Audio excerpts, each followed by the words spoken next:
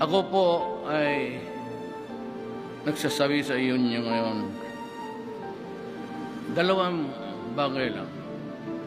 If we do not have peace and order, at if we cannot stop corruption, this government,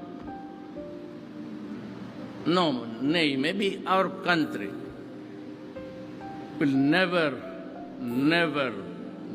develop.